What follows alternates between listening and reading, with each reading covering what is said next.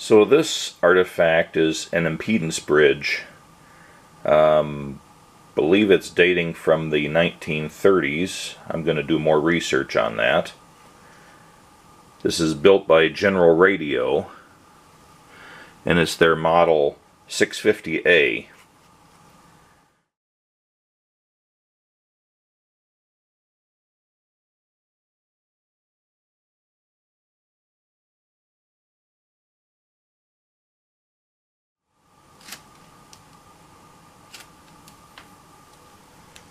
This is just the way I received it from eBay, and it's in my storage room right now.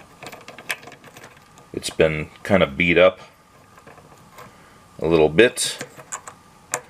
Not sure exactly how come all these terminals are smashed in, but I'm not even sure it's really worth restoring. I just like the way it looks.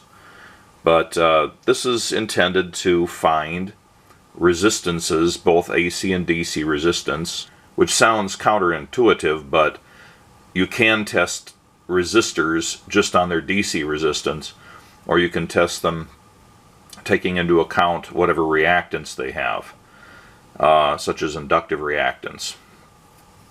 So it allows you to do that, so you can basically find the value of a resistance, or you can find the value of an inductor or a capacitor using this.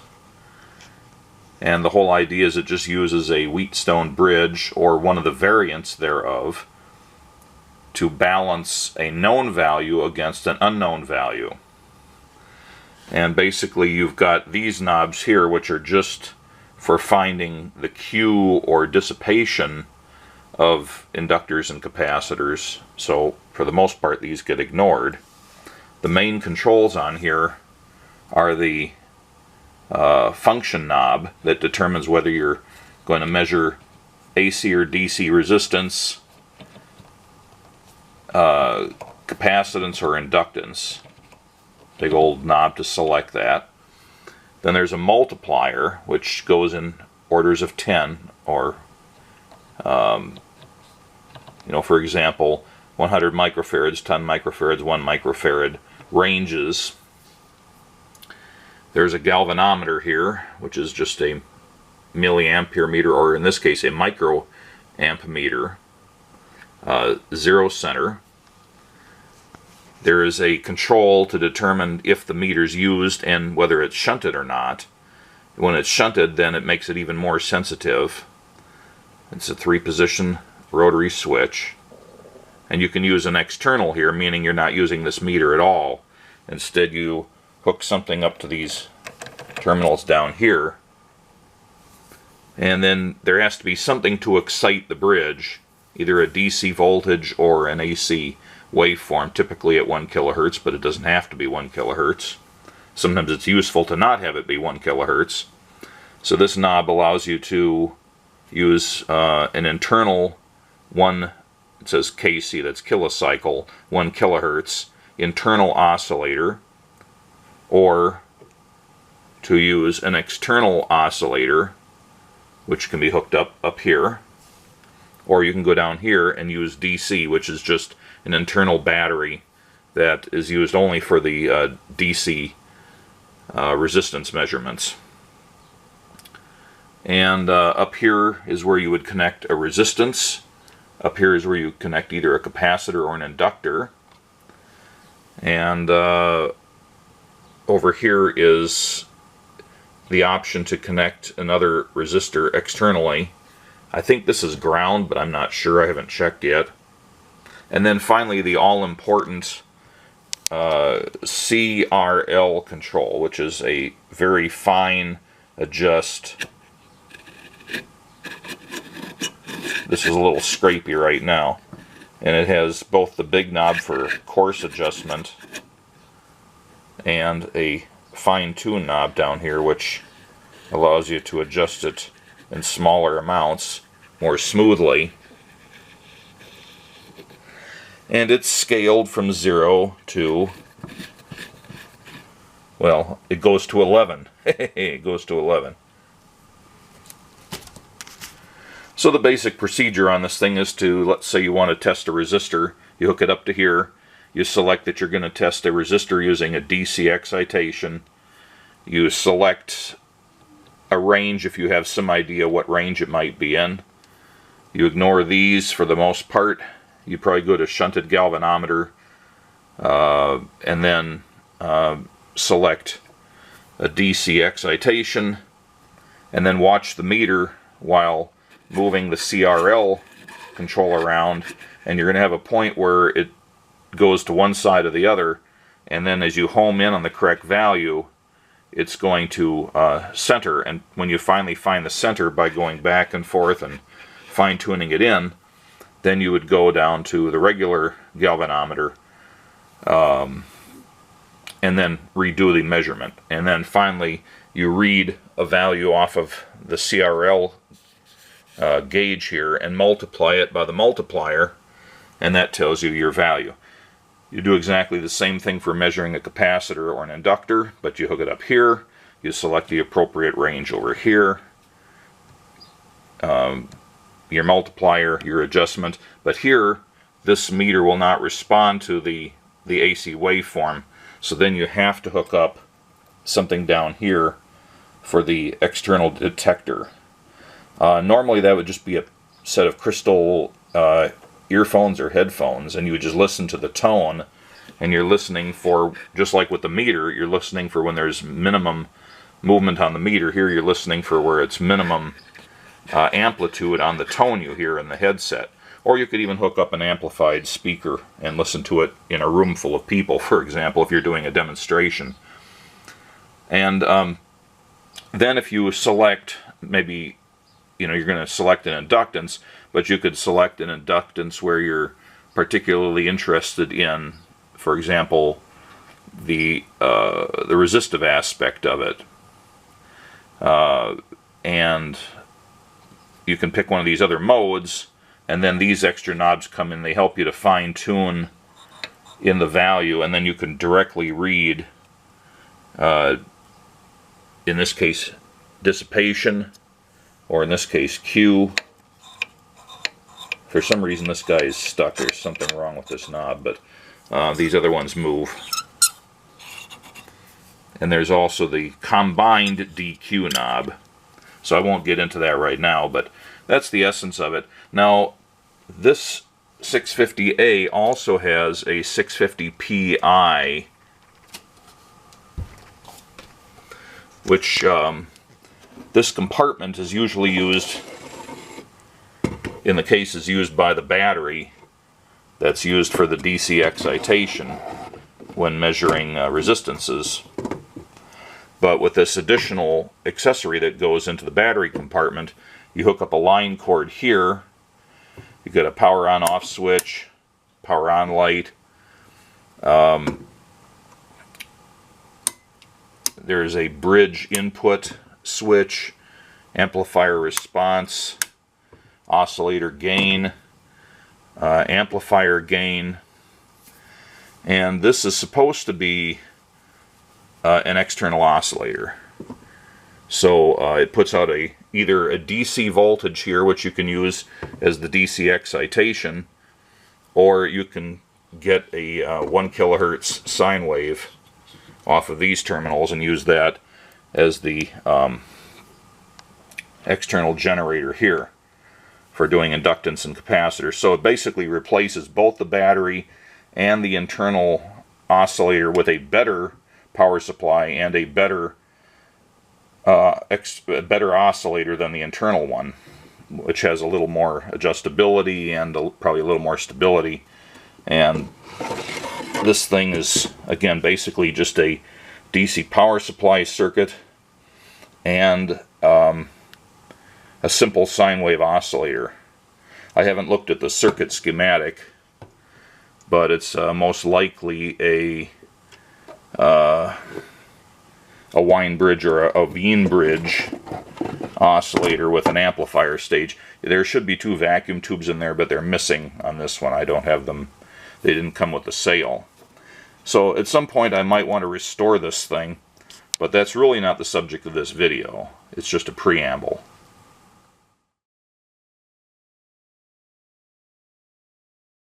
So I'm going to do a little primer here on bridge basics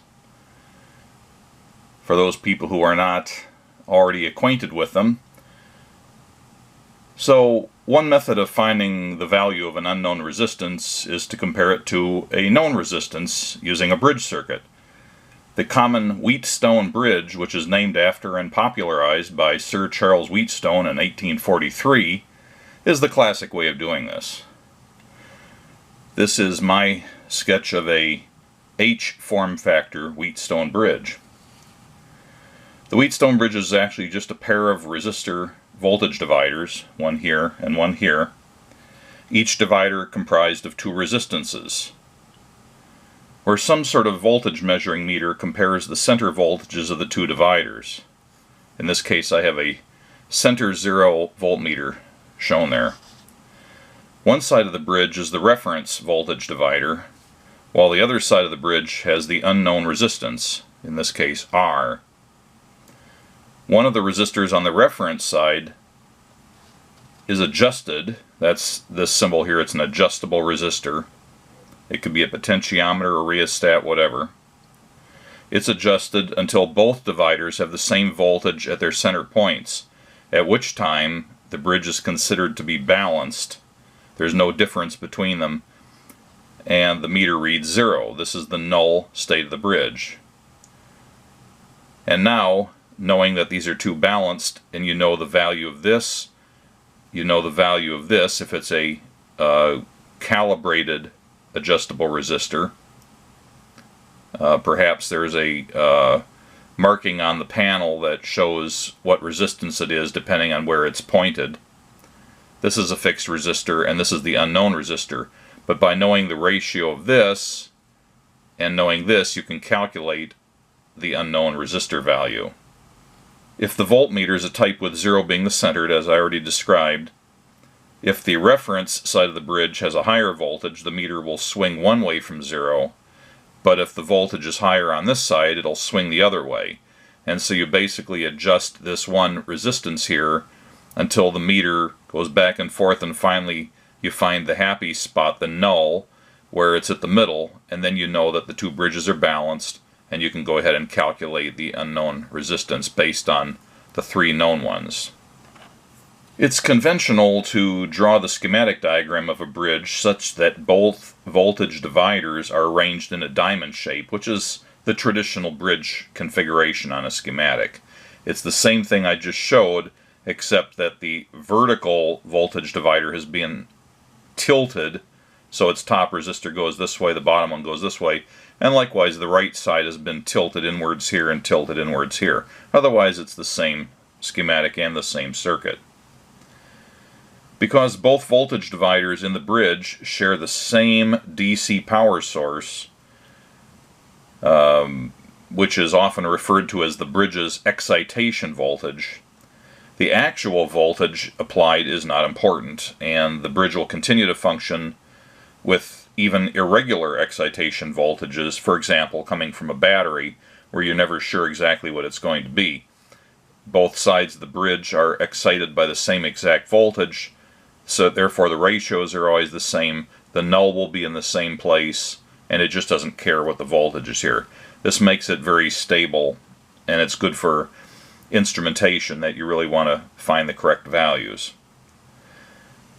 Once the bridge has been balanced, this is the equation for the null situation, where the ratio of R1 to R2, that's this to this, is equal to the ratio of R3 to R4, which is the unknown resistance. So that's your equation for the bridge when it's balanced or null.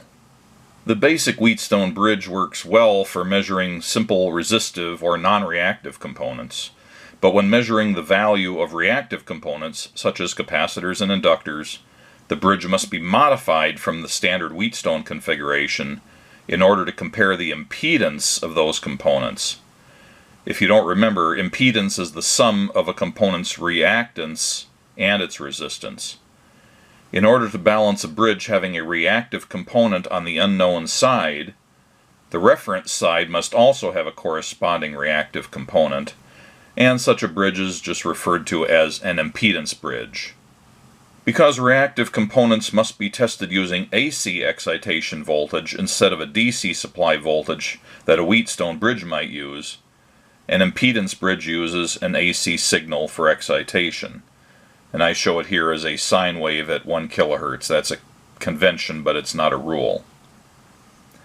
The other difference between a Wheatstone bridge used for DC resistive measurements and an impedance bridge used for AC testing is that the null sensing device must not only work with AC voltages, but must be able to indicate a null condition, just like the meter did. A normal AC voltmeter will not do that with the facility that the zero reading DC voltmeter did. While it is possible to construct a circuit that will convert an AC voltage measured across a bridge to DC plus or minus and then display with a normal voltmeter, most impedance bridges substitute a pair of headphones for the DC voltmeter. And here I'm speaking of vintage impedance bridges. We don't use regular impedance bridges so much anymore because there are more advanced solid-state ways of doing it, but within the realm of impedance bridges, the headphone was a common way. The human ear and brain can easily detect the lowest volume of an audio tone, which occurs at the null point of a balanced bridge. It is conventional for the AC excitation voltage to be a 1 kHz sine wave, although other frequencies may be used instead.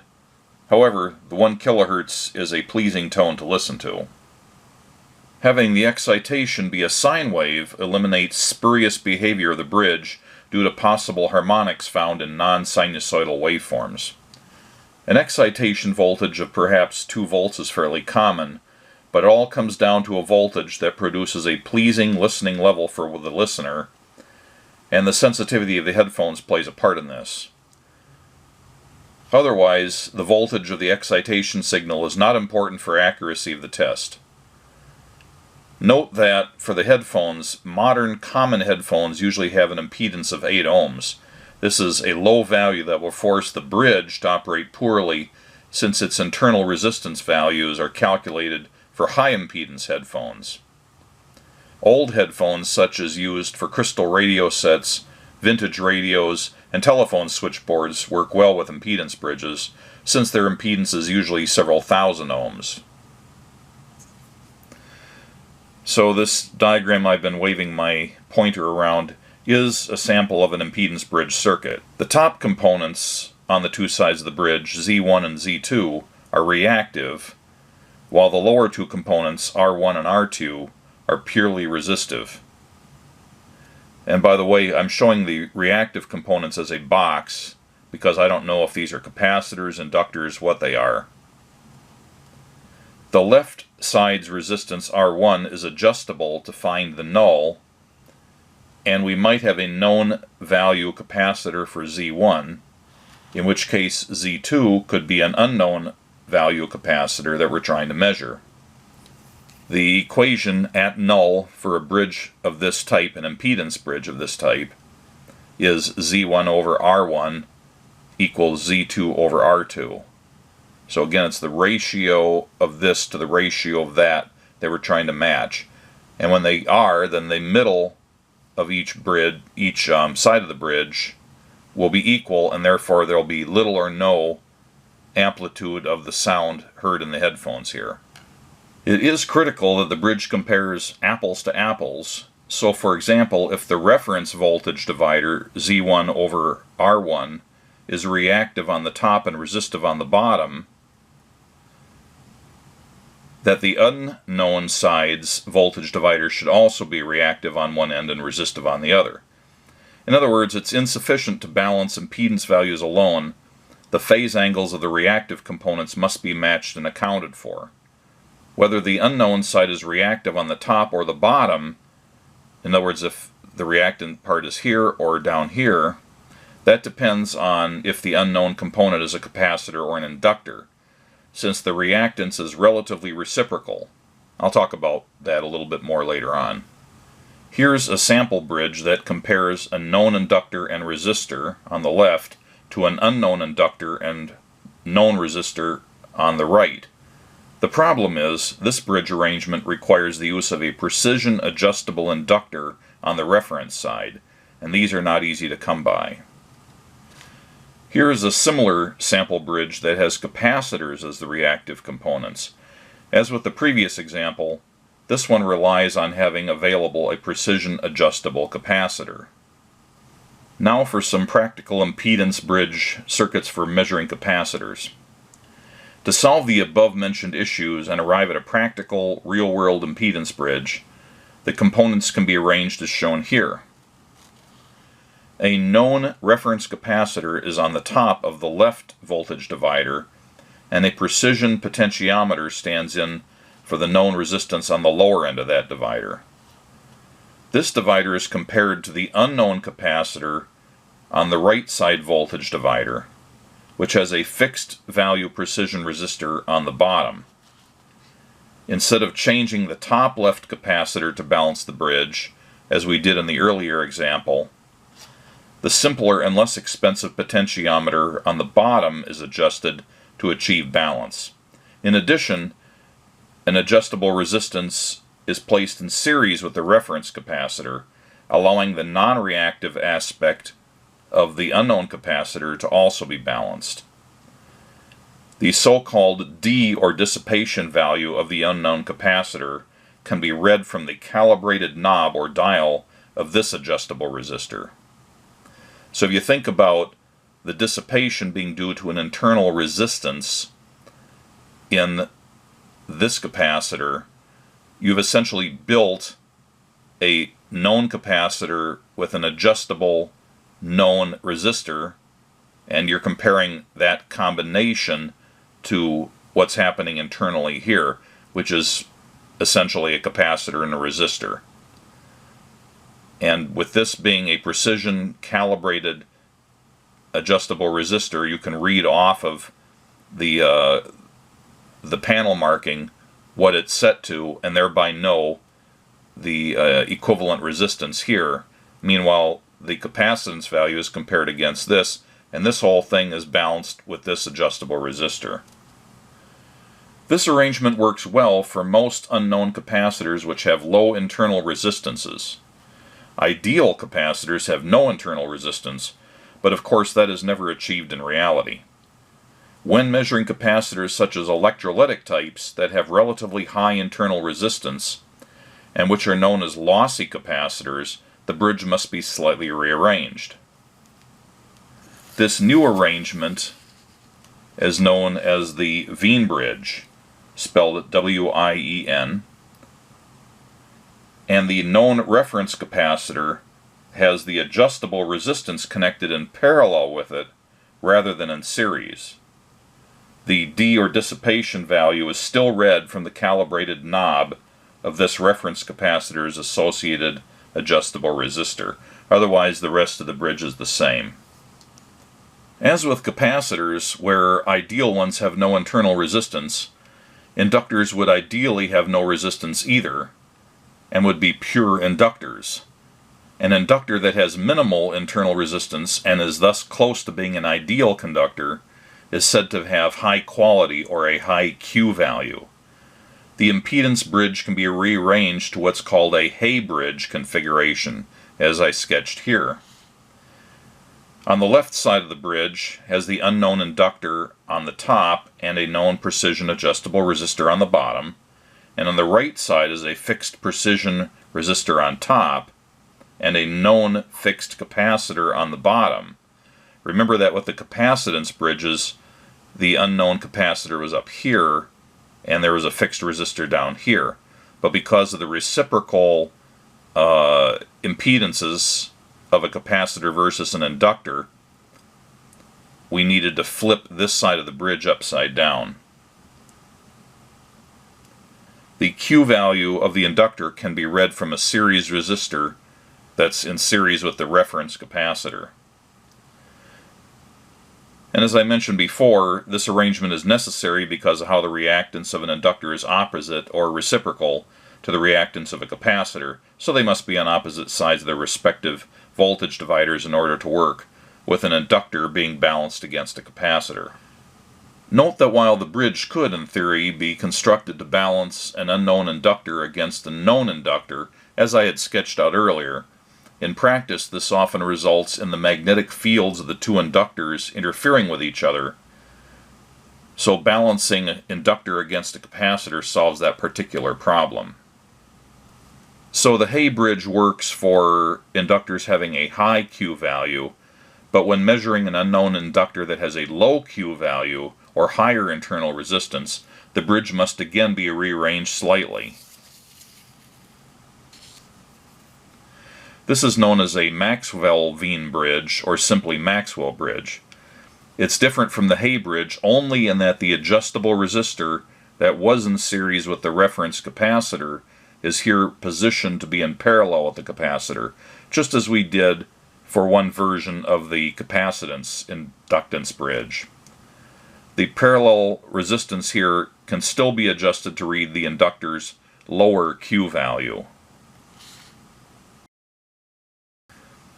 A practical real-world impedance bridge has only a few components, such as one precision capacitor, a precision resistor, a precision adjustable resistor or two, the one that you use to find the primary impedance value, and then the one that is used to suss out the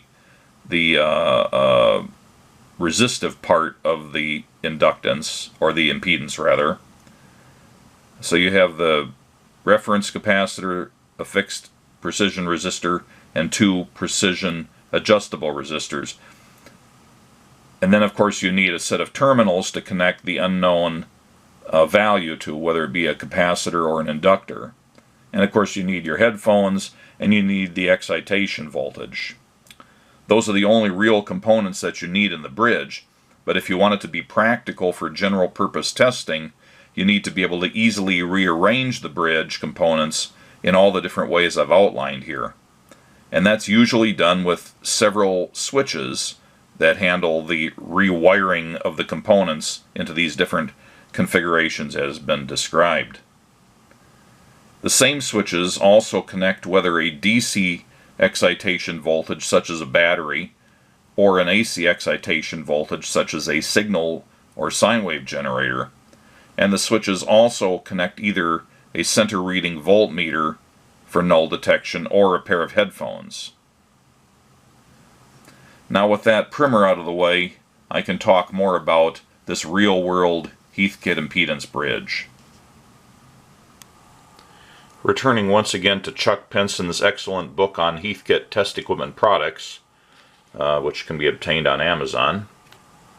Going to the Bridges and Q Meters chapter, we find that Heathkit had, in the 1940s and early 50s, an impedance bridge that bears a strange resemblance to the General Radio 650 that I just described. There's the IB-1, that's the basic product, and then there's also a version with an A suffix and a B suffix. Came out in 1949 and was carried for about 4 years or 5 years up into or through 1953. Price about $70 at the time, which was a pretty good chunk of change back in the 1940s. This is, shortly after World War II. Heathkit still had a lot of products then which were built out of military surplus parts, so a lot of the switches and capacitors and so on were of quite high quality, and in many ways this is built to similar standards to the 650 from General Radio. In fact, the similarities between the General Radio 650 product and the Heathkit IB-1 product are such that it's very clear that this is a clone of the General Radio product. It has a birch wood cabinet, and the book here says it's influenced perhaps by General Radio. Close inspection makes it clear that It is, like I said before, a clone of the General Radio product.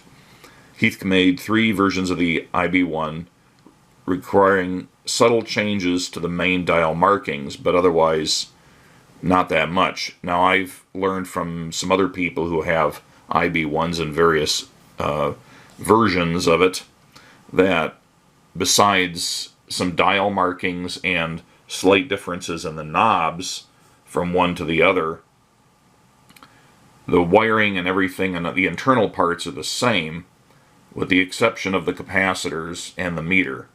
There's some slight differences in the meters and the internal controls, such as for the Q and the D and the DQ wire wound potentiometers. They're a beefier type on the General Radio than on the Heathkit, but they're still wire wound, high quality, probably military grade parts. The large rheostat like wire wound potentiometer used for the CRL control appears to be identical between the 650 I have and the one in the Heathkit. The switches are different. These are ceramic, high quality, again, probably military grade Selector switches, but they're even more so on the General Radio product. So nothing cheap about this. It's just that the ones on the Genrads are even more beefy. So Chuck Pinson's book details some of the other changes. On the regular IB-1, or the original IB-1, the main dial is labeled CRL and calibrated clockwise from 10 to 1. The IB-1A, dating from late 1949, the main dial was labeled LRC and calibrated clockwise from 0 to 10. On the IB-1B, from April 51, was the same as the 1A, but the label was on the dial was called CRL once again. Functionally, they're all identical. The design used Wheatstone, Hay, and Maxwell bridge circuits for the different measurements, and incorporated the General Radio 1 kHz Hummer. They don't use the same model of Hummer, at least between the IB-1B that I have, but they are Hummers and they're both General Radio. Uses 5 or 0.5% silver mica capacitors for the capacity inductance standards, with dissipation factors of less than 30 parts per million. Uses 0.5% resistors. The meter swings from minus 200 to 0 to plus 200 microamps. Measures inductance from 10 microhenries to 100 henries with an accuracy of plus or minus 10%. Capacitance from 0.00001 microfarads to 1000 microfarads, accuracy plus or minus 3%, and resistance from 0.01 ohms to 10 mega ohms, accuracy plus or minus 3%. So really this is outclassed by pretty much any LRC bridge or modern digital capacitance, inductance, or multimeter that you might have now, but for the time it was pretty darn good. It also measures dissipation factors from 0.001 to 1, accuracy of plus or minus 20%, and Q from 1 to 1000, same accuracy.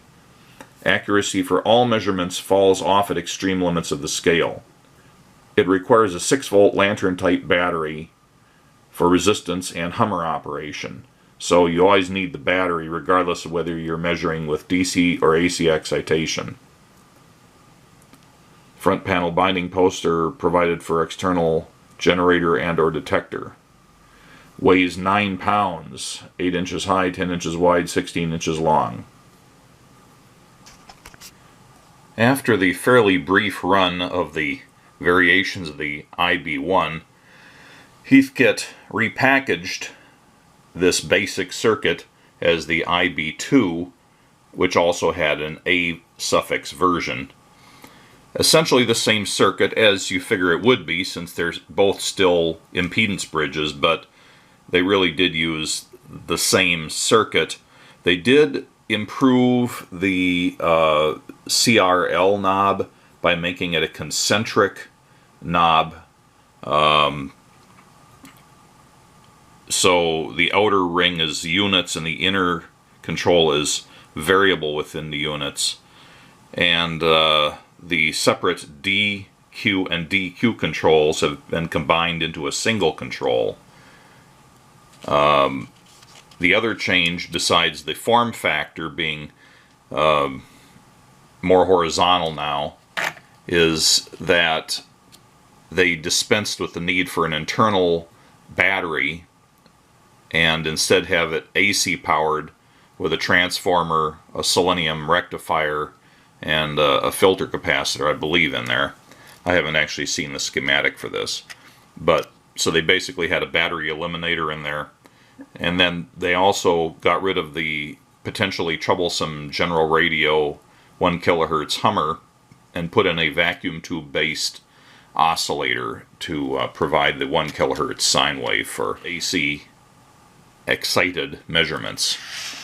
Now the IB-2 was then replaced after a fairly long run. It came out the same year the IB-1 was discontinued, 1953. The IB-2 took over and went all the way up through 1969, so a pretty good run. Then Heathkit repackaged this, essentially just sprucing up the decor,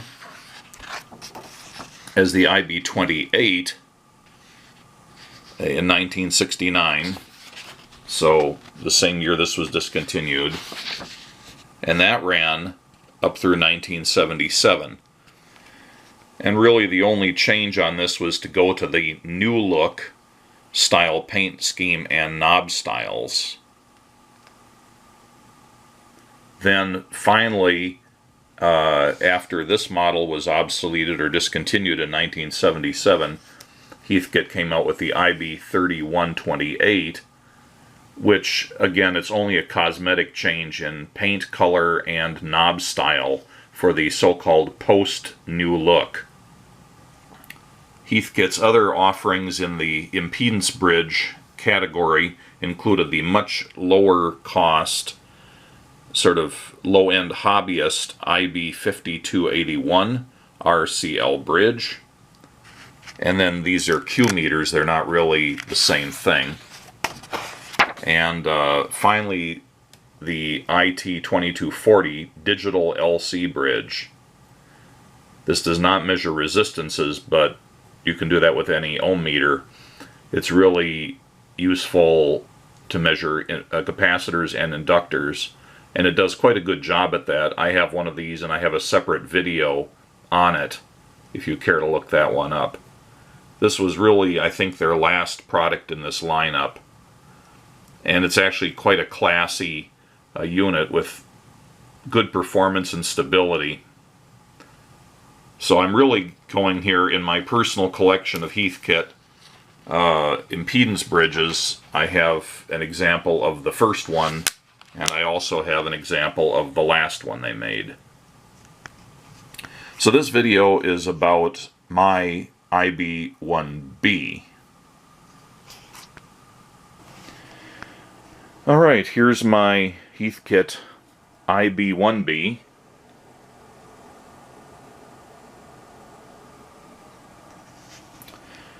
This is an eBay purchase, and the seller was selling it as a steampunk item.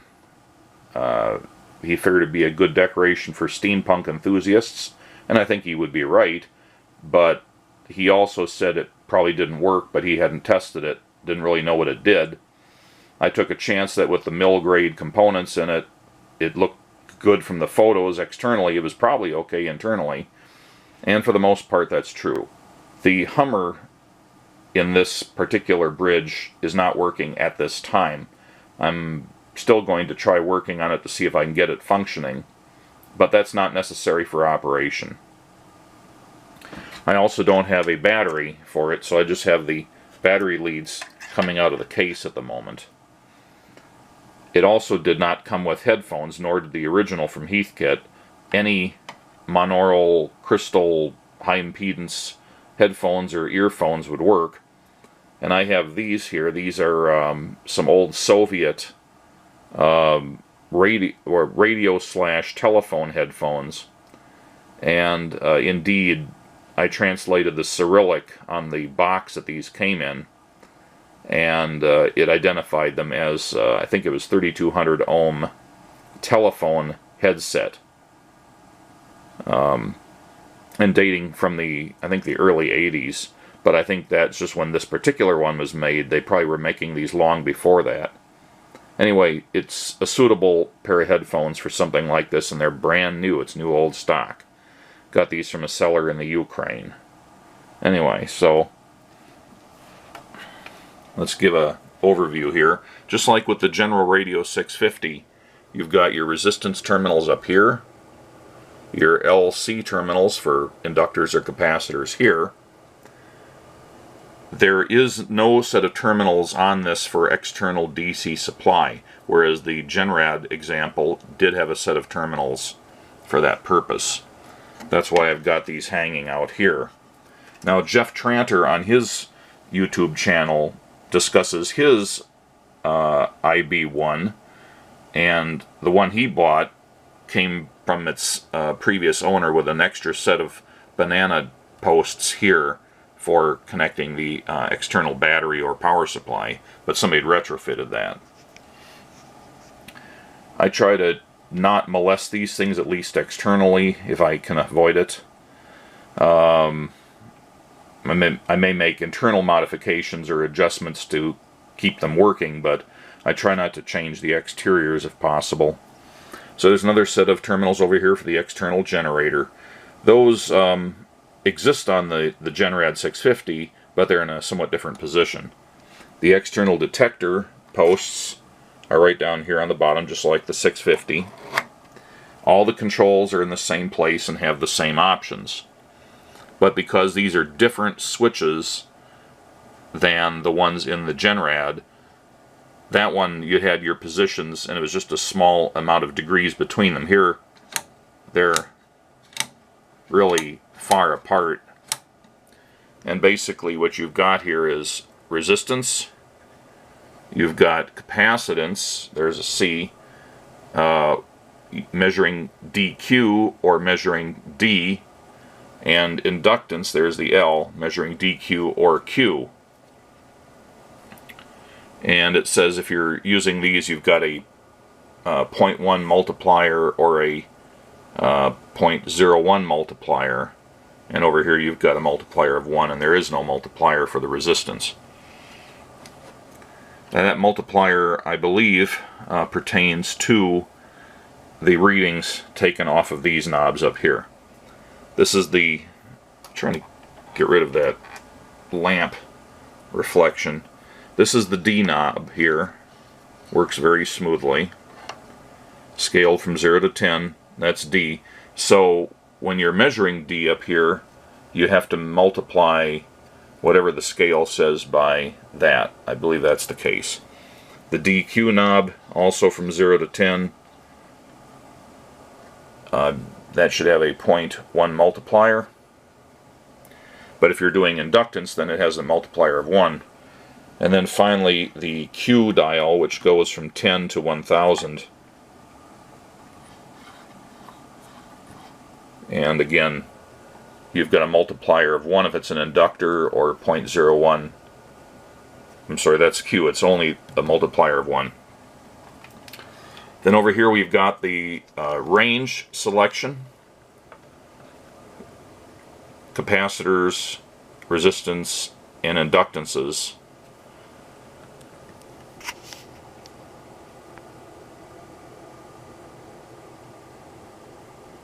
The top two positions are only used for resistances. Here we have the external sensing that's used here for the external detector, and it says detector right there. You've got the shunted galvanometer and the unshunted galvanometer. Obviously this is a smaller galvanometer in terms of range and physical size than on the Genrad. and it only goes minus 100 to plus 100 instead of 200. Still, pretty high quality meter. For the generator, you've got the internal 1 kilohertz, or KC as it says here, Hummer.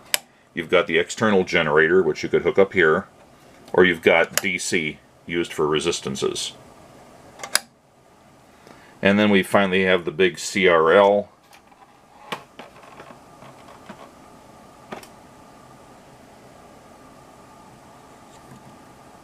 It just glides, it's so smooth. It just has a real nice feel to it. It's pretty high quality stuff. That's just really the curse of this lamp. It's great for building stuff, but it's terrible for reflections. So, I'm going to do a little demonstration here just to show the basics of how this works without getting into the nitty-gritty. I'm going to start out with a capacitance. And I've got a Heathkit Decade capacitor box here. I need to have an external source of a 1 kilohertz signal because, again, the Hummer internally is not working. So I'll clip that on.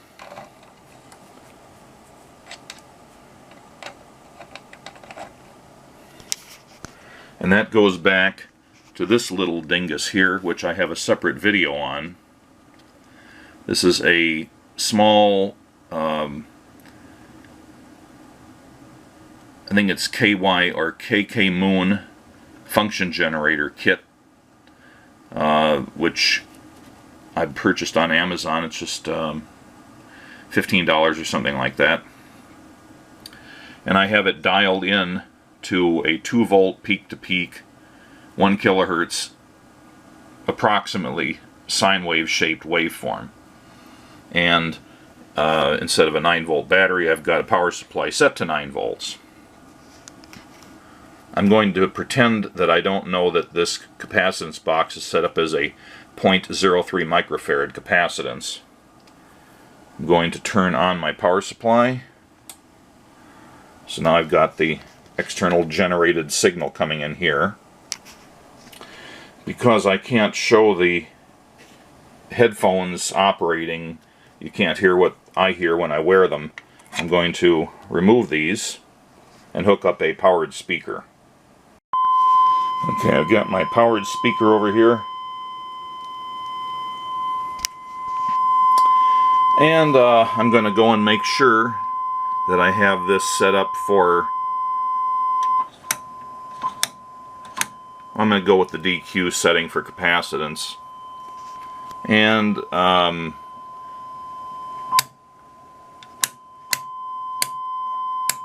looking for the leftmost position where I get a drop.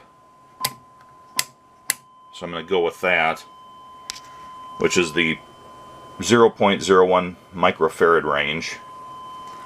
And now I'm going to turn the CRL knob. There is some glitchiness in this pot.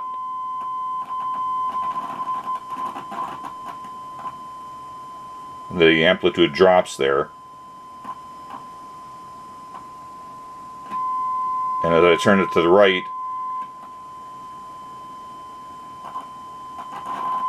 there's definitely a dip right around here in amplitude.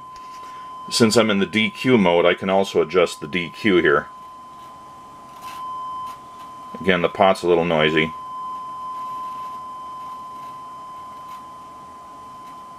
That seems to be about the best position.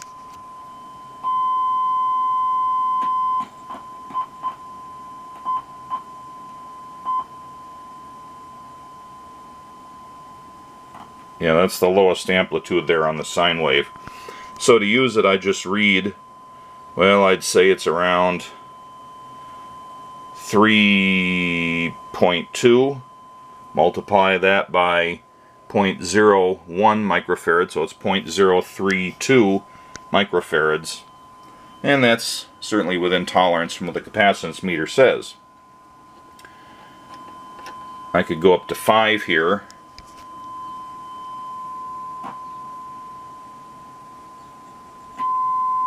So that's louder. The dip is. Now it's getting louder to the left.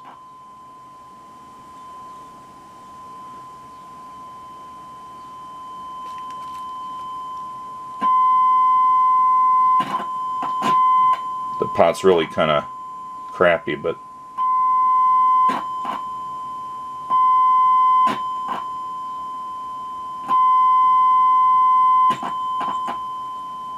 that's definitely the low spot. So once again, it's lowest around 5, which gives me the 0.05 microfarads. That's the basic operation. Now I could go over to here and switch it to the D mode.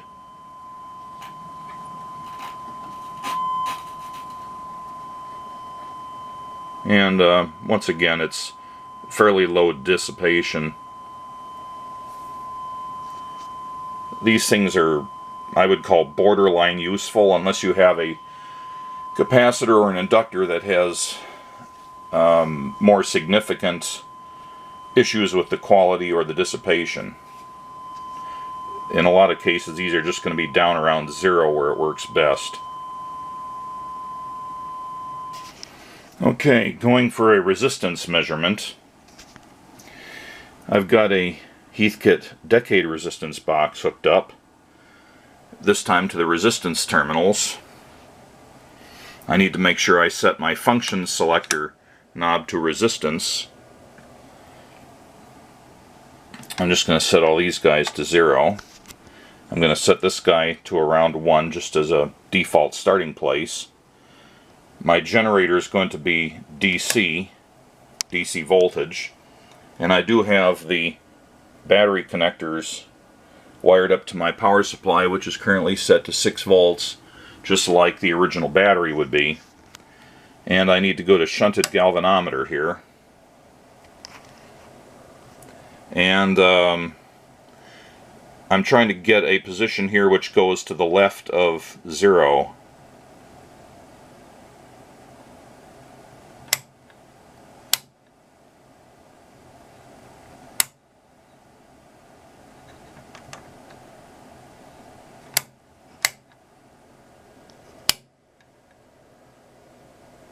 So that's the 10 kilo ohm range. Anything else was way low or too high. I'm trying to get something that's at 0 or very close to 0. So with that set up, all I really need to do is adjust the CRL knob and look for a dip.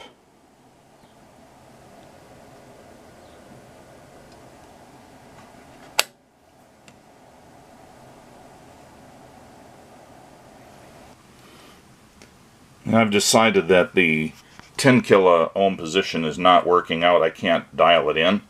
So I've switched to the 1 kilo ohm position. Again, I'm pretending like I don't know what the resistance decade box is set to. So I'm dialing it in here. I'm getting much better results in this range. Now it goes way high.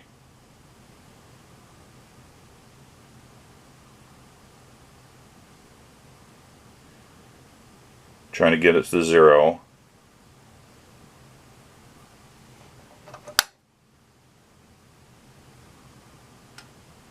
There's an open spot in the pot there.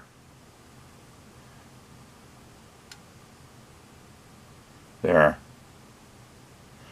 Got it to about 0. And anyway, I go to the CRL knob with the meter centered.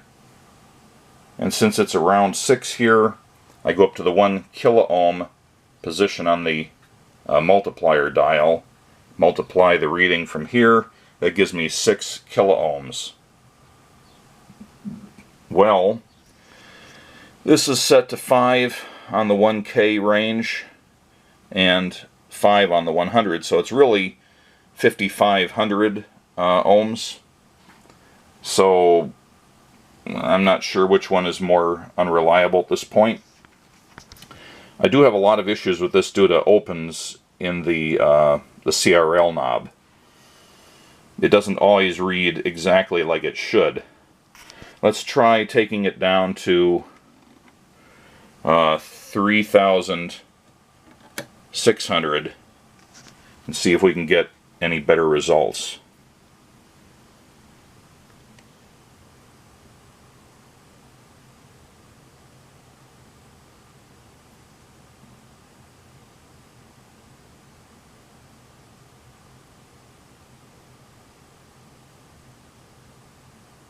Okay, that's where it's centered.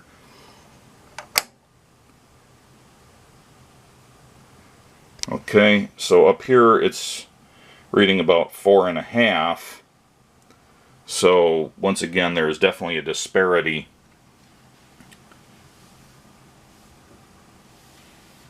between this and this, but it's basically working. I have de-auxed the switches here, but even they can be a little bit flaky. And the main problem is the CRL pot here has seen better days. I can get it to work really well in certain resistance and capacitance ranges, but if I get outside of there, it gets flakier. It's just showing its age. Let me try taking it down to the 100 ohm range.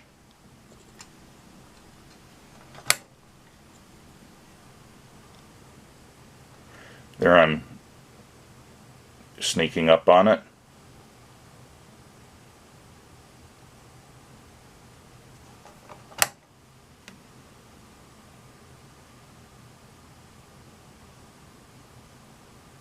Yeah, so that's really close to zero there. And it's reading 6 times 100 ohms, 600 ohms. So in this case, it's pretty accurate. But I don't really have any means to resuscitate this damaged or partially worn out precision rheostat on here, so the rest of it all depends on that. Anyway, checking resistances is always just the same procedure, and checking inductors and capacitance is the same procedure except for selecting the appropriate range over here. And actually a pretty simple tool to use.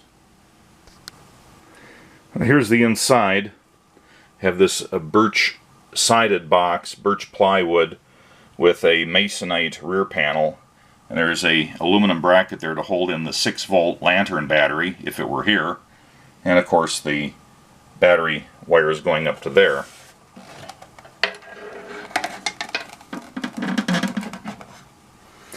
So, simplicity itself, this is the big General Radio 10 kilo ohm precision wire wound potentiometer. It's kind of hard to see all the windings on there because they're encapsulated in this bakelite sleeve or whatever it is. But they come up there, you can just about make out all the very fine strands as they wrap around. The silver mica capacitor bank, there's only really 2 capacitors electrically speaking in here, but it's just a stack of, I think, same value capacitors and wired together in a parallel arrangement. The bottom of all of these are tied together with a bus wire that comes out to here. And then this one capacitor has its own lead coming out. Then all the other ones have are bussed together and come out. So that's 1, 2, 3, 4, 5, 6, 7, 8, 9, 10, which makes sense because they're an order of magnitude apart. So I think these are all the same value capacitor. They're just stacked here in this bracket. You basically have 10 in parallel, and then one more used by itself, giving you whatever the 2 values are. One of them is 10 times what the other one is. Here's your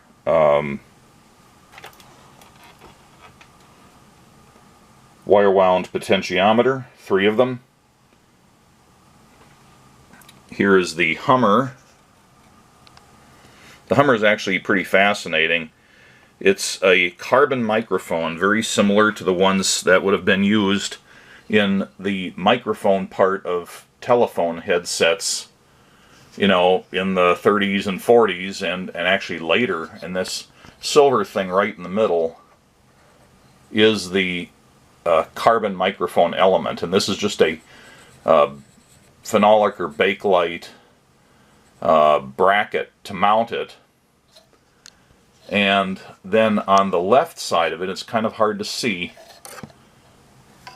You can kind of make out, see if I can point at it with something. This is like a little spring steel armature there. And it's connected to the middle of the microphone element on the left side. Over here, this is basically just a relay coil, and it's a metal mounting bracket. And as it swings its armature in and out, when it energizes the coil, it pulls it this way, which changes the compression on the carbon granules in here, making them less compacted and therefore less conductive, so their resistance goes up. The coil gets its power through the carbon microphone. So when the coil is not energized and the spring pushes spring tension against the carbon mic and compresses its carbon granules, its resistance goes down, and therefore the amount of current going through it into the relay coil goes up until the relay has enough force to pull against the spring and pulls its armature over, relaxing compression on the microphone, reducing it or increasing its resistance, thereby cutting down on the current going through the relay coil, and therefore it relaxes, and it never really pulls in fully. It actually operates in a roughly sinusoidal fashion, and it's tuned to do that at 1 kilohertz. So a very simple electromechanical device. Unfortunately, this one isn't working. From what I've read, they can go bad in several ways. Sometimes it's something that can be resuscitated. Other times it's pretty much dead. I haven't taken this out yet. I really need to remove it from here and wire it up to a test fixture and play with it. I just haven't done that yet, but otherwise it's in good condition. I might get it working. There are some high precision wire wound resistors going around the range or multiplier switch. It's all done with resistances. There are no inductors in here. And then this is your function switch. It's actually 4 switches in one, on the front and rear of this rear wafer and the front and rear of this front wafer. And then the other 2 switches here, the meter switch and the excitation switch, and the meter. And one side of the meter circuit, which is the bottom side of the bridge, is also tied to chassis ground there, so the entire front panel is one side of the bridge. And all of the intermediate wiring, except for the battery wires and the wires going to and from the Hummer, which is plus and minus DC, and then the output. And I should mention that I said this is just a relay coil. Well, it is sort of. In order to get an output from this Hummer, see if I can swing the light over here again, there is a secondary winding on this same relay coil. So as it's energized and de-energized in a sinusoidal fashion, a complementary sinusoidal waveform is generated in the secondary winding, and that's what's wired into the rest of the bridge. And it does need that, otherwise the internal circuitry could interfere with the thing you're trying to measure. It needs to be galvanically isolated, hence that secondary winding to do that. All the interconnections other than the ones that need to be flexible are done with heavy gauge silver bus bar, or silver-plated copper, I guess. And this is to minimize resistance in the wiring. After all, there's a lot of wiring in here, and if you had all this resistance being significant, it could skew everything else. As it is, the contacts are no longer optimal on the switches. There's a lot of dead spots on the winding. I mean, they're obviously there, but they seem to have excessive resistance for some reason. And it acts like it's open and then it's good again, so it's seen better days. As far as I can tell, the capacitors are in good shape, and these wire wounds seem to be just fine internally as well. So that's the entire inside of this, and now I'm going to describe the actual functioning of the circuitry. Alright, let's take a little look at the manual for the Heathkit Impedance Bridge model IB-1 or IB-1A or IB-1B. I don't have a printed manual for this one, so I'm just looking at a downloaded PDF. This was quite early in Heathkit's lineup, so things were a little different with their manuals back then. Right off the bat you can see that they were just using some sort of a stamp to put it on there. You have to kind of skew it to make it come out right. And they didn't have the Heathkit logo that we're familiar with. Manual cost $1 whole even back then.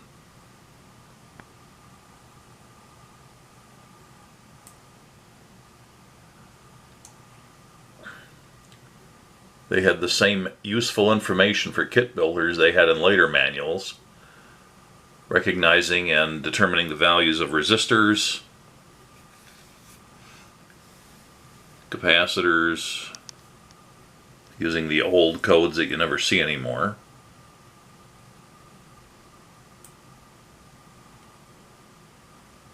Nice front panel view.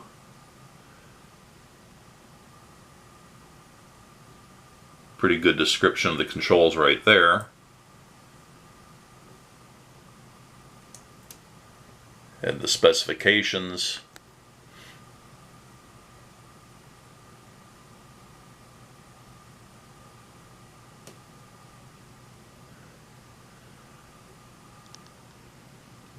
Somewhat of a product description there.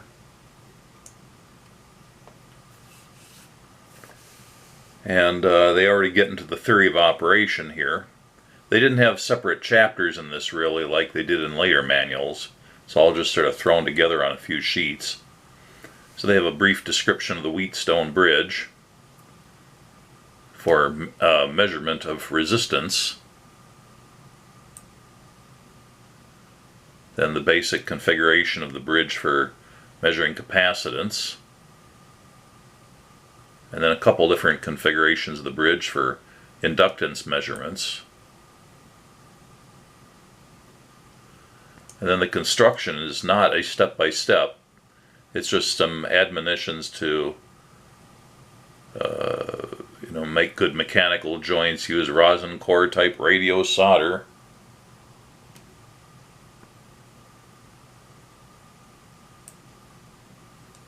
So this is just the whole instructions right here. Then it goes to calibration, and there's very little there, but they do have, apparently it came with a 1 kilo ohm 1% calibrating resistor, which would be used to tweak the CRL knob for the best position. Then they have the operation. You can measure resistance to direct current, resistance to 1 kilohertz AC, inductance with low Q, inductance with high Q, capacitance with low D, capacitance with high D. Then there's the procedure for finding DC resistance, AC resistance, find the inductance, a little bit about the DQ setting, capacitance and the DQ setting for capacitance. They do say that you can use external batteries if you like, with series resistances to knock the voltage down.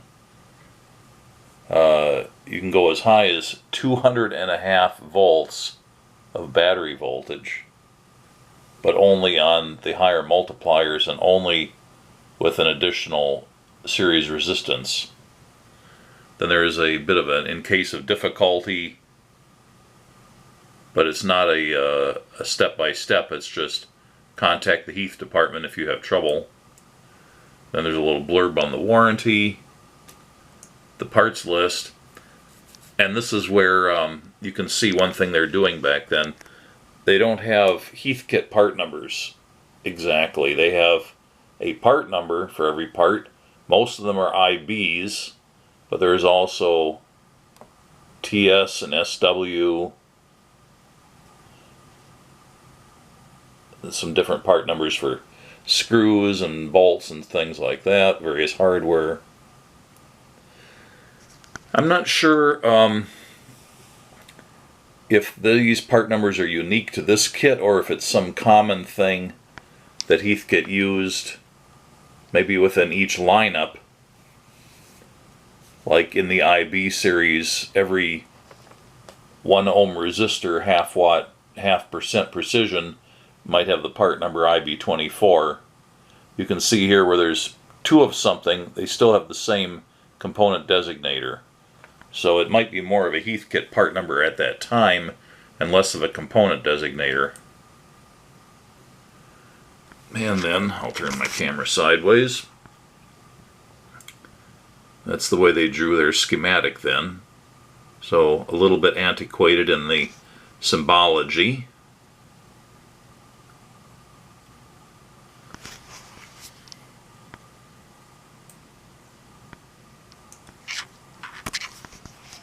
Then they do have a parts, sort of a wiring diagram and parts arrangement drawing.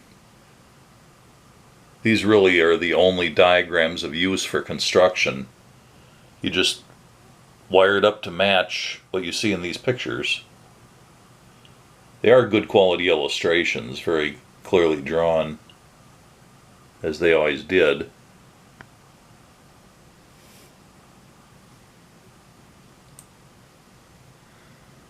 And then there's another one. It's sort of showing all of this stuff broken down into 2 different passes, so you don't get overwhelmed with wires crossing over each other. A few construction details. And then a few more notes about soldering and schematic symbols. Alright, since the schematic is kind of hard to figure out how it works from the schematic, and because it's using old nomenclature and old symbology, I have done what I often do with these and redrawn them in AutoCAD using more modern standards of drafting. So I'll give you a quick look over on there. I didn't think the ranges were very clear anywhere in the manual, so I broke it down by what it actually says on the selector switch, and it does use some antiquated and obsolete nomenclature here. For example, they do use the mu symbol for micro when it comes to Henrys, but when it comes to capacitors, this means 10 microfarads, so they're using an M for micro there. It's not used as milli.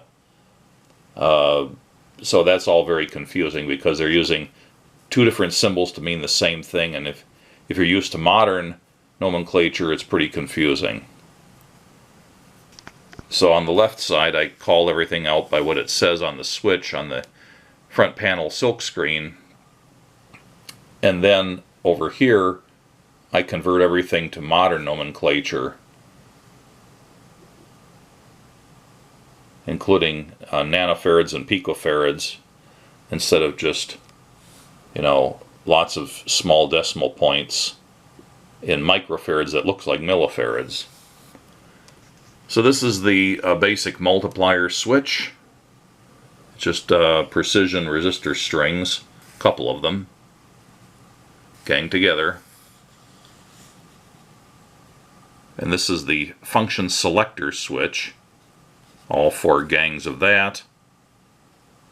And this is where you can select resistance, or LQ or LDQ, CDQ, and CD.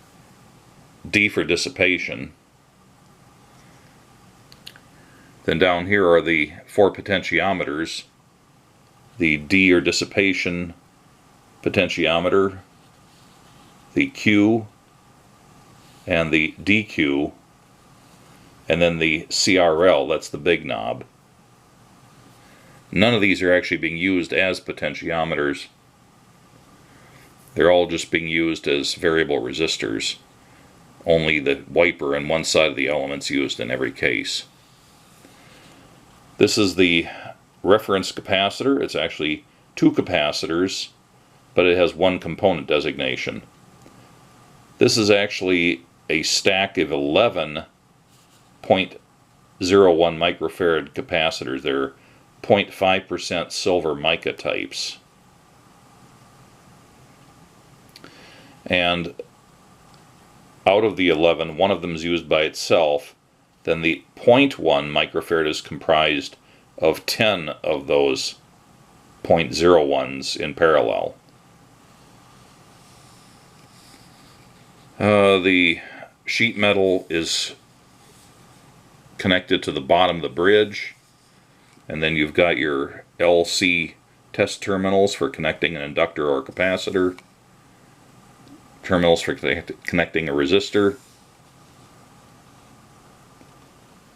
terminals for the external detector, such as high impedance headphones or a powered speaker, and then the external generator, which nominally would have a 1 kilohertz sine wave of approximately 1 to 2 volts peak to peak connected to it, but it doesn't have to be. You can run the bridge at different frequencies, and sometimes that's useful. And then finally the generator selection switch, which has 4 gangs, and the battery. And then the General Radio 572B microphone hummer. I just realized I haven't done the proofreading on this drawing yet. It's fresh off the press, first pass, and I realized I made a drafting error here, which I need to fix. But essentially the battery is connected to this side of the upper coil, and then on the other end to one side of the carbon microphone, and then the other side of this coil goes to the other side of the microphone. So the microphone and this primary coil are in series, and as I already mentioned before, initially a weak signal is applied, and then the element is compacted, and that interacts with the current going through the coil, so it oscillates, and that gives you your sinusoidal pattern of oscillation, and then that current going through the primary coil, which is sinusoidal in nature and running at approximately 1 kilohertz due to the electromechanical tuning here, you get a secondary signal on the secondary coil, and then that's applied through the switch to the external circuitry of the bridge.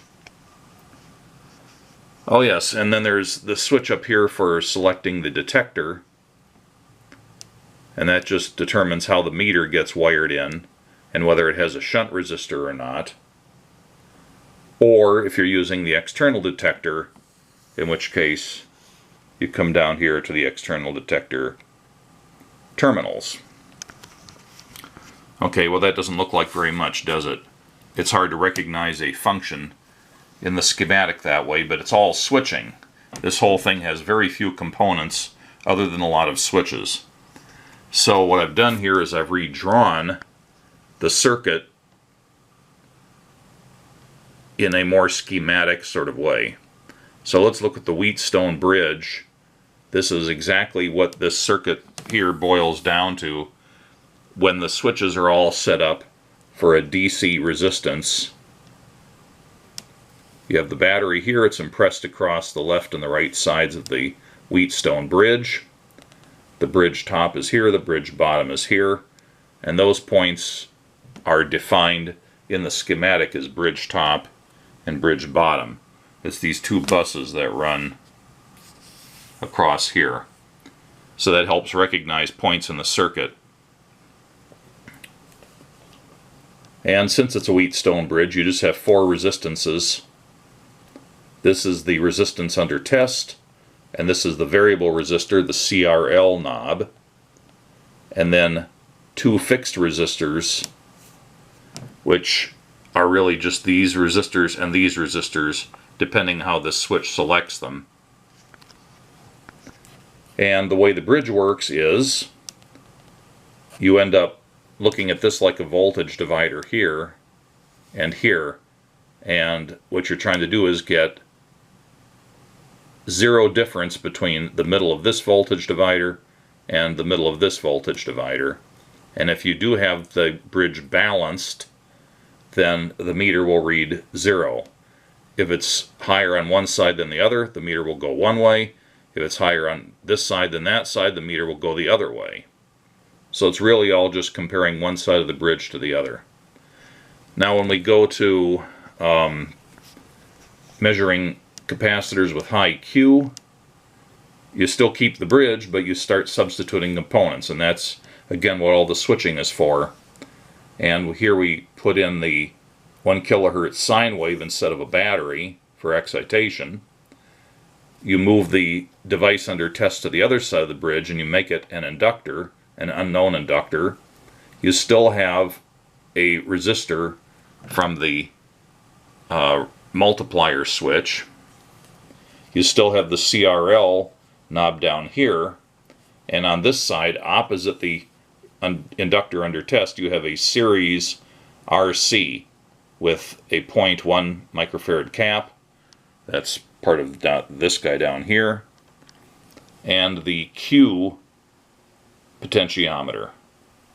So what you're trying to do is get this inductor and this resistor to match this RC network and this resistor, and you balance it, but you can't use a meter for this because it's running at 1 kilohertz. So instead you now have the signal presented across the RNL terminals for the external detector.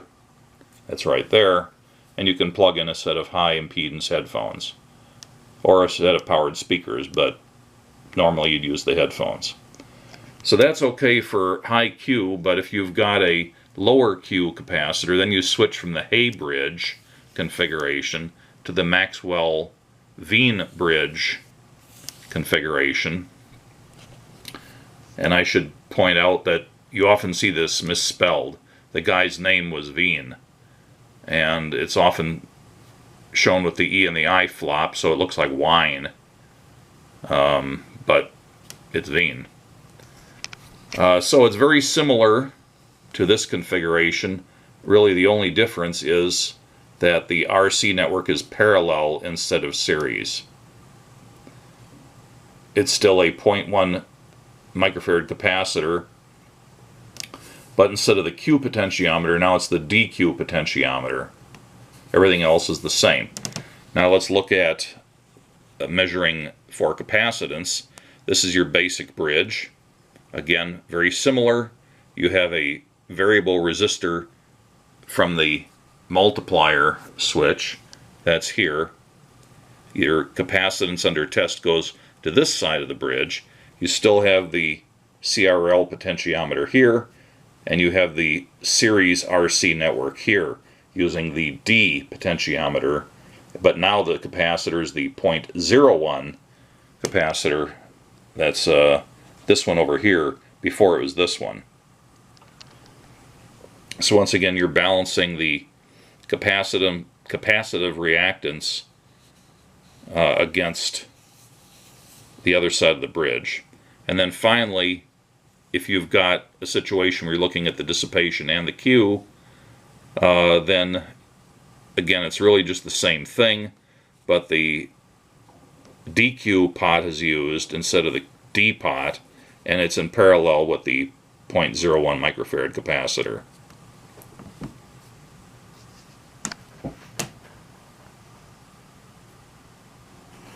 Alright, here are the Russian new old stock, but still vintage, high impedance headphones, which are good for crystal sets and other things, and probably including this Impedance Bridge. It's a TA56M. There's something in Russian which I'll translate. 3200 ohms, OM, and some sort of, I don't know, serial number or something. I'll translate that too. The box is sort of busted open, but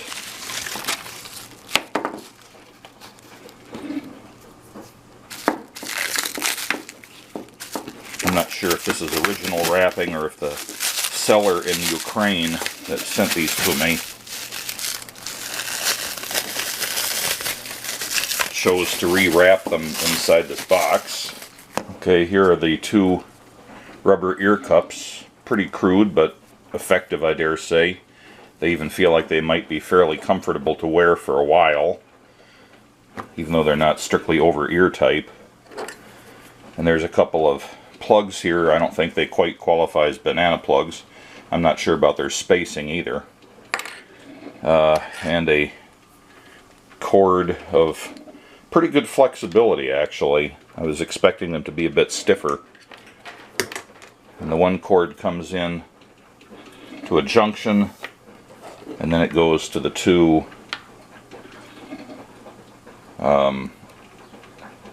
transducer elements. There it confirms TA56M, 1600 ohms each, and I dare say that they're wired in series. So I get that 3200 ohms that the package said. It is a pair of wires into each one. They do slide down the headrest, which is some sort of plastic.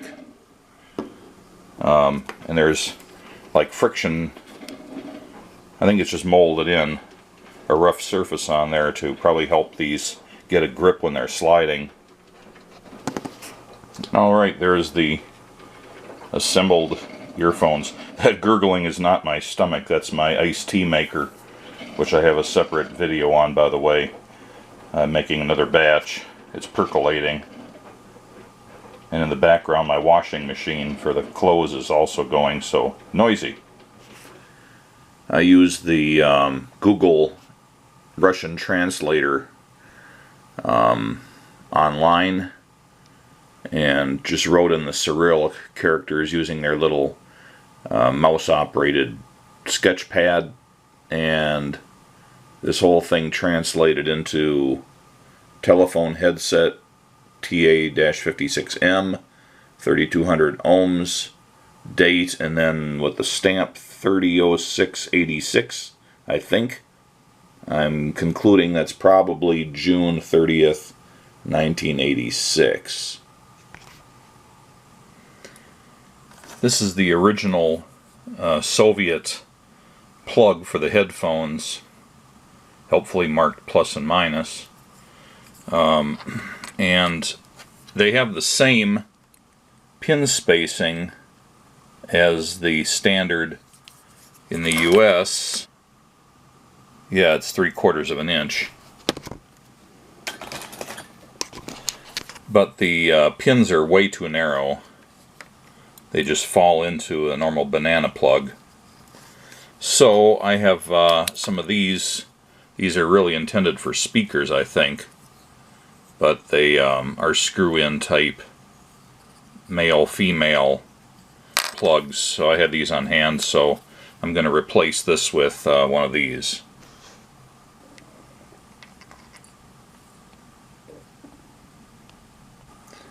This is a mark of quality, really.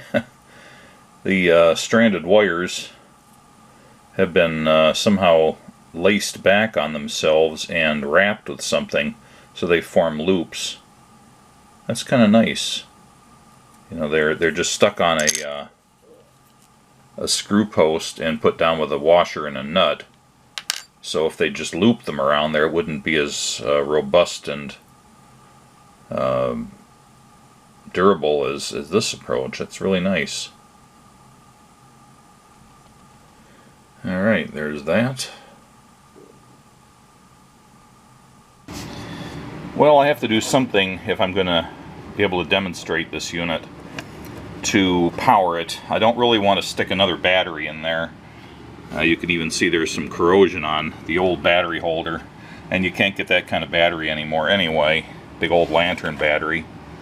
I'm thinking that I could put a battery holder in here that held, you know, 4 AA cells or 4 C cells or something. But I really don't want to have a battery in here at all. On the other hand, I don't want to booger up this nice birch veneer cabinet. On the other hand, the back is just masonite.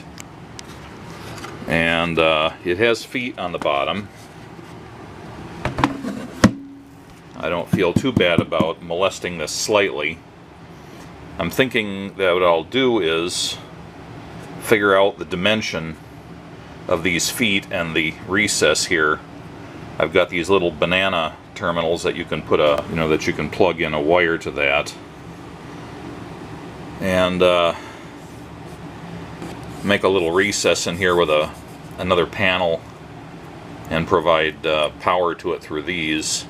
But I have to make sure these things unscrew. If these don't unscrew, then it's not going to do me any good, because I don't want to have to raise this up to get wires. I was thinking I could just feed a couple wires under the edge of this and put them to a couple of screws. This might not be the best thing. It's just something I pulled out of my junk box.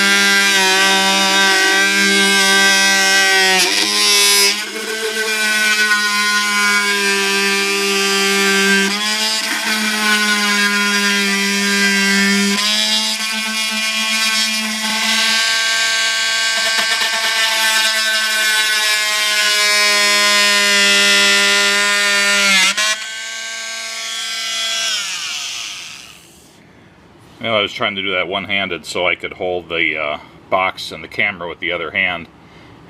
Kind of awkward, but it takes very little pressure to cut through these, so it did a nice enough job. Yeah, somebody used some old mucilage or something looking adhesive on this crumbly stuff. I'm going to have to reglue these feet. I'd bet all these could break off pretty easily. And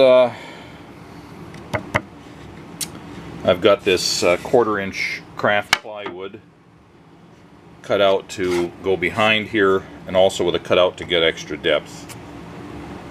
Alright, I've made that spacer piece, and then the piece that the 2 banana jacks are going to go onto. And for this one I'm going to use hot melt glue instead of epoxy. Okay, that's in there. Let's see what it looks like on the other side. Well, I need to do a little cleanup on that. Yeah, I should have used epoxy. It would have given me repositioning ability before it sets. The inlay on this shifted out of whack with the other one, and a little bit in this dimension. Should have known better. I usually don't use hot melt glue for things like this. Alright, I've pulled that off. The hot melt glue didn't stick all that well to the inside of the masonite.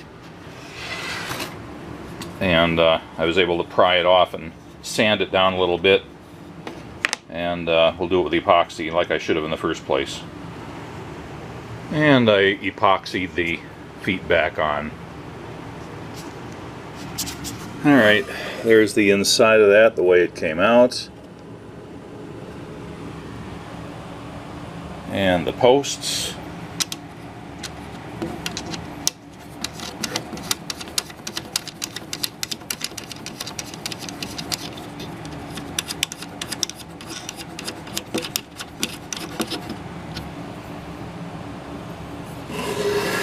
And they are below the, they're actually just about flush with the side of the box, maybe ever so slightly less than that. We can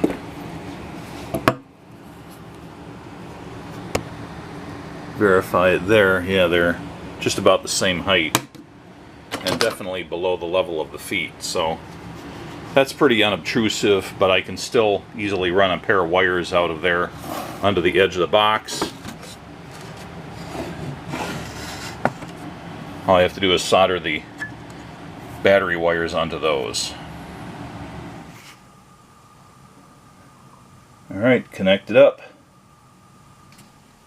Since I've decided to dedicate this function generator to the impedance bridge as an external generator, I want to get the important coupling capacitor integrated into the package instead of hanging out in space, so I'm going to see about making that modification. Remove the screws, off comes the lid, and I have to take the sides off.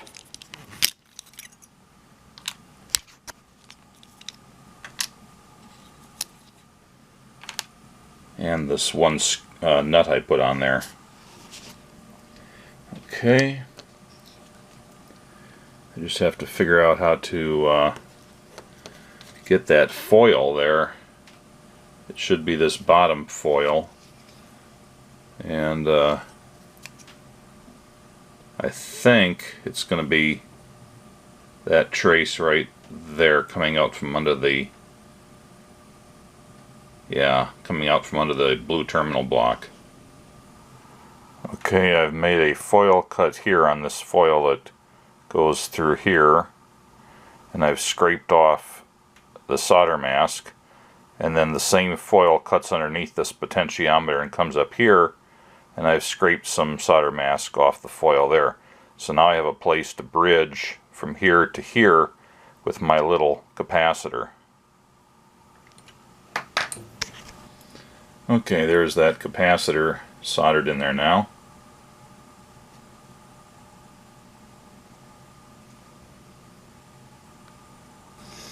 A quick spot check just to make sure that I'm outputting a sine wave or approximate sine wave with a DC offset of 0. So everything is looking good. Alright, after a couple of fits and starts, I now have a cable that's designed to go from this function generator up to the external generator input terminal posts on the impedance bridge. And I'm just doing a final test here with my scope, making sure that I have a 1 kilohertz wave at 2 volts peak to peak, which seemed to work pretty well with the impedance bridge.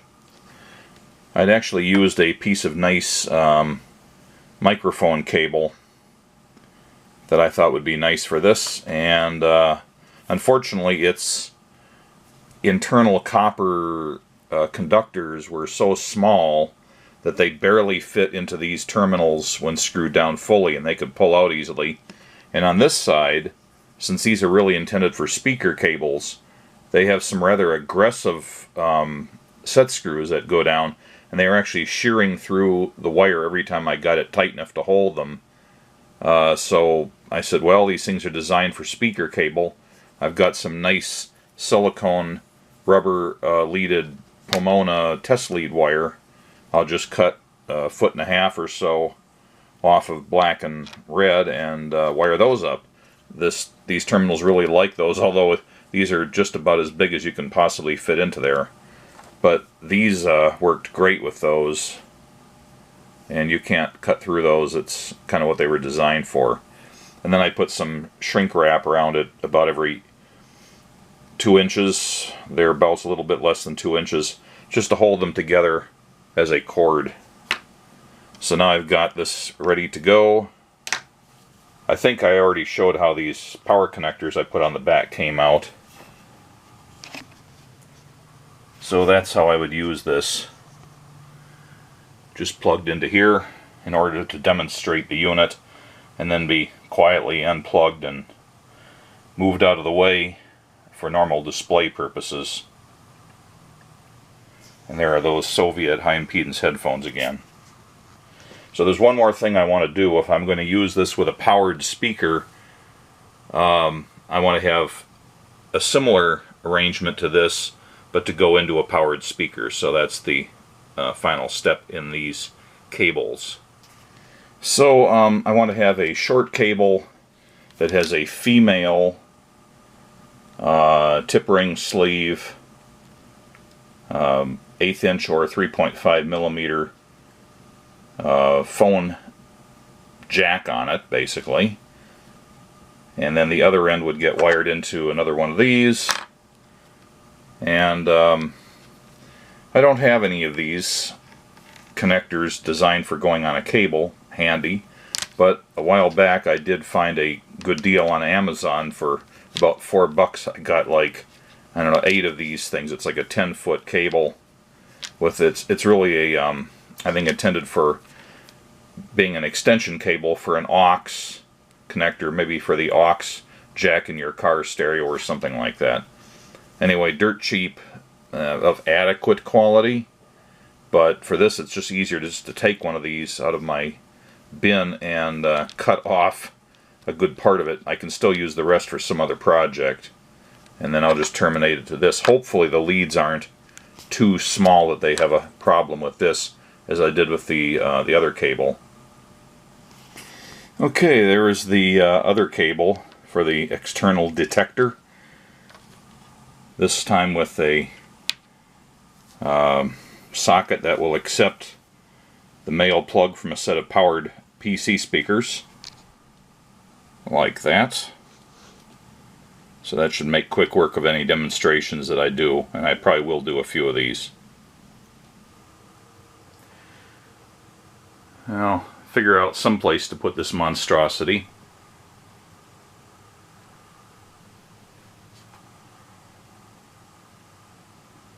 Something like this doesn't belong just under a dust cloth somewhere. It should go on display somewhere. I just haven't figured out where yet.